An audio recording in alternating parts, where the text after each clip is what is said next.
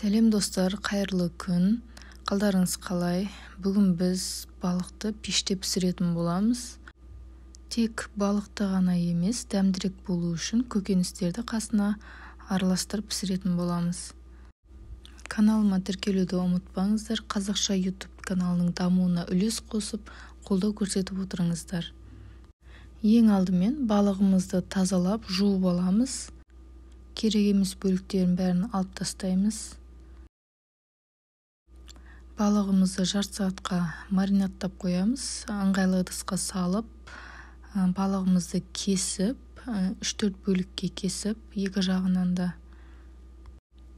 тұзымызды, бұрышымызды сеуіп, үстінен сұйық майды құйып, қолымызбен жақсылап мыжғылаймыз. Яғни балыққа жақсылап сіңуі керек. Ал жарты сағат ішінде балықпен бірге пісіретін заттарымызды дайындап аламыз.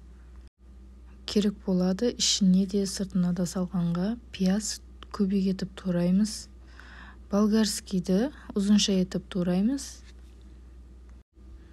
Помидорды көбік етіп тураймыз. Барлығын турап болған соң ыдысқа салып, тұз, бұрышымызды, приправамызды саламыз. Чеснок, укроп қоссаңыздар да ерекше дәм береді.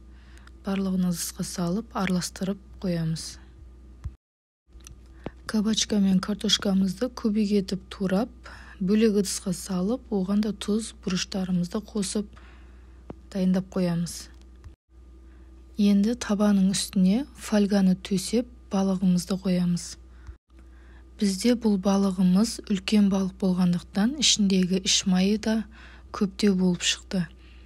Сол майларды жан-жағына төсеп шықтым. Егер ішінде майы болмаса, майы жоқ болса, кәдімгі сұйық майды фольганың үстінен жағып, содан кейін балықтарыңызды қойсаңыздар болады.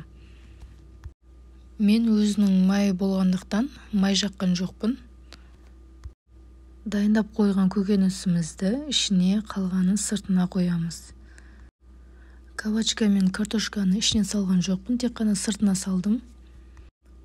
Барлығын қойып болған соң, жалпы үстінен корейский тұз дейді ғой, ақ тұз, соны сүйіп шығасыздар. Лимонды екіге бөліп, жіңішке етіп турап, кесілген жеріндені тық қоясыздар.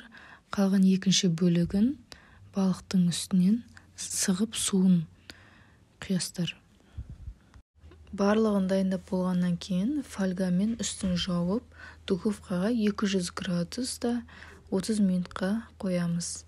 30 минуттан кейін фольгамызды алып тастап, тағы да 10-15 минут духовкаға салып аламыз. Қызарып әдемі болып пісу үшін.